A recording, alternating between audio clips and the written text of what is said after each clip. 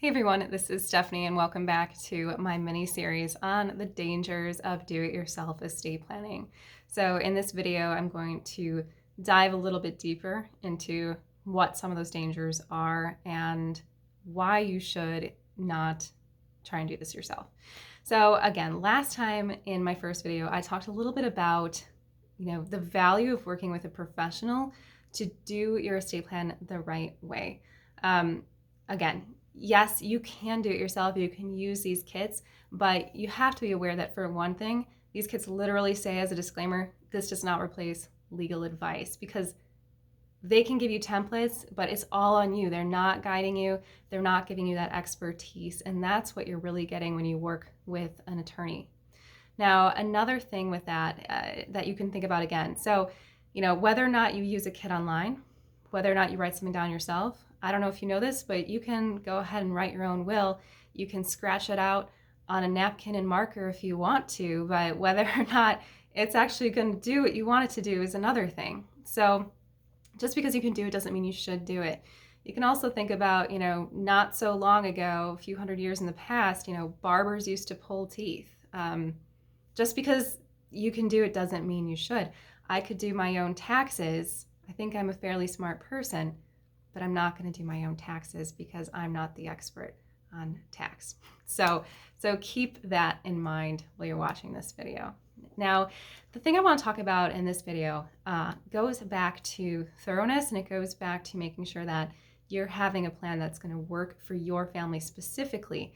One of the issues with a lot of these kits and these programs and forms that you can print off online is that they try to ask you questions, general questions about your life and what you want to have happen to your stuff, but they're not getting into the type of detail that you might need if you have certain situations. So one of those might be, do you have minor children?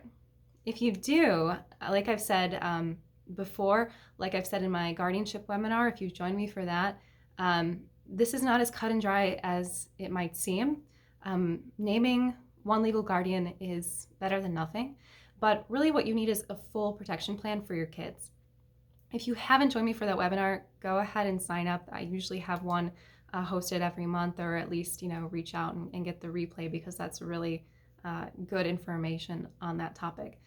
But aside from naming guardians, there's also a component of making sure that you have a plan for your money. So that's managed properly for the kids that you might be leaving behind.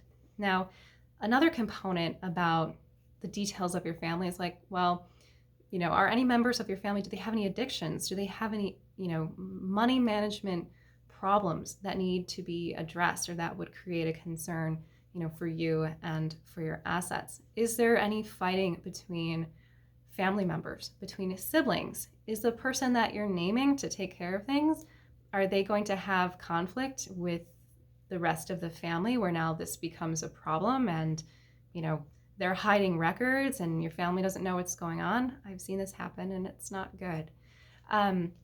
Again, do you have someone in your family who maybe has a qualified disability that you have to take into consideration how and when they can get that money?